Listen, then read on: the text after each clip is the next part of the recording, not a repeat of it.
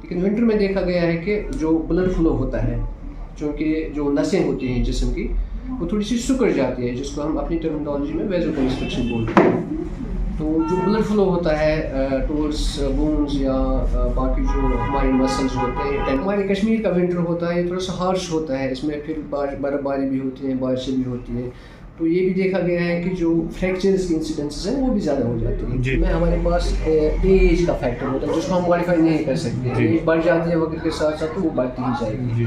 इसी तरह sex male female का जो होता है वो नॉन मॉडिफाइबल है, उसको हम मॉडिफाई नहीं कर सकते। इसी तरह अस्सलाम वालेकुम नाज़रीन, मैं शराफत मंजूर आपको बता दें कि हमने हालिया दिनों में आपको दिखाया था कि डॉक्टर गुलजार बता रहे थे लेप्रोस्कोपी के हवाले से। लेकिन आज की अगर मैं बात करूं तो आने वाला सीज़न जो है या इस वक्त की बात करें तो इस वक्त जो सीज़न चल रहा है वादी कश्मीर में, इस वक्त विंटर का सीज़न है। और विंटर में ज़्यादातर हम देख रहे हैं बोन एंड जॉइंट पेशेंट जो रहते हैं वो हर वक्त कहते हैं यहाँ पेन हो रही है, इस जगह पे पेन हो रही है। ऐसी कई चीज़ें हैं, कई मसले हैं। हमारे साथ है डॉक्टर जावेद आज हंदवाड़ा से। डॉक्टर जावेद से मैं आज जाने की कोशिश कर रहा हूँ। डॉक्टर जावेद आपका बहुत बहुत शुक्रिया।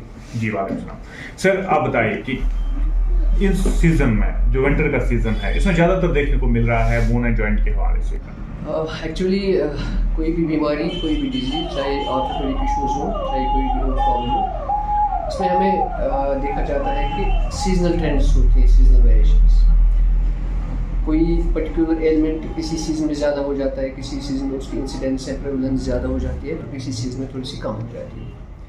ऐसे ही अगर हम ऑर्थोपेडिक इश्यूज़ की बात करें तो विंटर में इसकी भी सीजनल वेरिएशंस हो जाती है। समर में थोड़ा सा देखा गया है कि जो ये ऑर्थोपेडिक प्रॉब्लम्स होती हैं ये थोड़ी सी कम हो जाती है।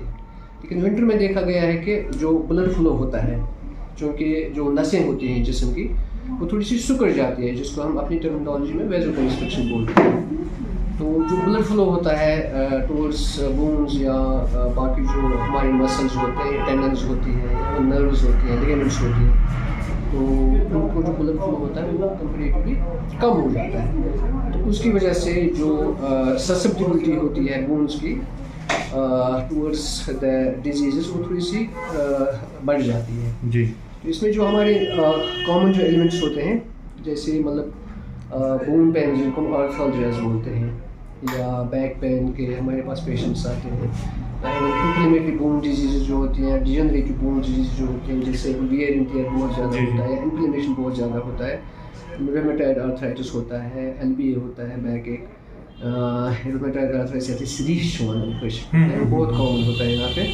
तो इनकी जो देखा गया है विंटर में इनकी इंसिडेंस थोड़ी सी ज़्यादा हो जाती है। तो जो हमारे कश्मीर का विंटर होता है ये थोड़ा सा हार्श होता है, इसमें फिर बर्फबारी भी होती है, बारिशें भी होती हैं।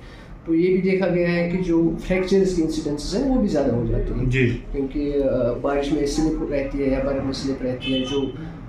जो हमारा एक्सट्रीम एज जो होती है, जो बच्चों की एज होती है या बुजुर्गों की एज होती है, तो उसमें ये होता है कि स्लिप की वजह से या गिरने की वजह से खतरा ज़्यादा होते हैं। तो फ्रैक्चर्स देखा गया है कि गिरने की वजह से फ्रैक्चर्स का इंसिडेंस वो भी ज़्यादा देखा गया। तो आप मुझे बताइए कि एक इंसान को कैसे रिलैक्स मिल सकता है इस विंटर के मौसम में, क्योंकि अगर गर्मी में देखा जाए तो गर्मी की किरणें जब भी पड़ती है तब बताया जाता है कि थोड़ा रिलैक्स हो रहा है। लेकिन अब जो विंटर का सीजन है इसमें कैसे बंदा रिलैक्स हो सकता है या कौन से प्रकाश उसको लेने हैं कि इन चीज़ों से वो बच जाए? तो इसमें जो एक्चुअली रिस्क फैक्टर्स होते हैं, जो ऑर्थोपेडिक इश्यूज भी होते हैं, इसमें risk factors there are two types of risk factors. तो मॉडिफाइबल रिस्क फैक्टर्स होते हैं, नॉन मॉडिफाइबल रिस्क फैक्टर्स होते हैं। नॉन मॉडिफाइबल में हमारे पास एज का फैक्टर होता है जिसको हम मॉडिफाई नहीं कर सकते। एज बढ़ जाती है वक्त के साथ साथ, तो वो बढ़ती ही जाएगी। इसी तरह सेक्स मेल फीमेल का जो होता है वो नॉन मॉडिफाइबल है, उसको हम मॉडिफाई नहीं कर सकते। इसी तरह से कुछ बीमारियां हैं जो होती हैं, जो ऑटोइम्यून होती हैं, तो वो एक बार लग जाए तो रहती ही है वहीं पे जी। तो you can not modify that, तो उसको हम मॉडिफाई नहीं कर सकते। लेकिन कुछ चीज़ें होती हैं जो हम उनको मॉडिफाइबल रिस्क फैक्टर्स बोलते हैं। जैसे हमारा बॉडी वेट हो गया, बॉडी वेट इसको हम मॉडिफाई कर सकते हैं, इसको कम कर सकते हैं। इसी तरह से हमारे पास स्मोकिंग कश्मीर में बहुत ज़्यादा देखा गया है कि लोग बहुत ज़्यादा स्मोक करते हैं, तो ये हम इसको हम मॉडिफाई कर सकते हैं। इसी तरह से कुछ बीमारियाँ ऐसी हैं जैसे मतलब हाइपरटेंशन है, ब्लड शुगर है, डायबिटीज़ है या हाइपोथायराइडिज्म है।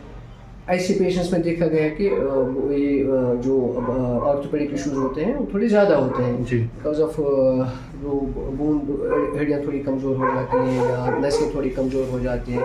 तो ऐसे हम अगर ब्लड प्रेशर को मेंटेन करें अच्छे से, डायबिटीज़ को कंट्रोल में रखें अच्छे से, स्मोकिंग कंट्रोल करें, अपना बॉडी वेट कंट्रोल में रखें, या हम adequate exercise, optimum exercise, active body activity optimum रखें, नॉर्मल सीडेंटरी लाइफस्टाइल वो एक बहुत बड़ा इशू है। तो ऐसी कुछ चीज़ें हैं जो हम अपने आप में चेंज कर सकते हैं। तो उससे भी ये भी हो सकता है कि मतलब जो बाकी इश्यूज हैं ऑर्थोपेडिक इश्यूज वो भी कंट्रोल कर सकते हैं, और जो सर्दियों में हमें ज़्यादा प्रॉब्लम्स होती हैं तो वो भी हम कंट्रोल में रख सकते हैं। चलिए, बहुत बहुत शुक्रिया बात करने के लिए। बात कर रहे थे डॉक्टर जावेद, बता रहे थे कि कैसे इन चीज़ों को कंट्रोल किया जा सकता है। कैमरा पर्सन शायद को दीजिए।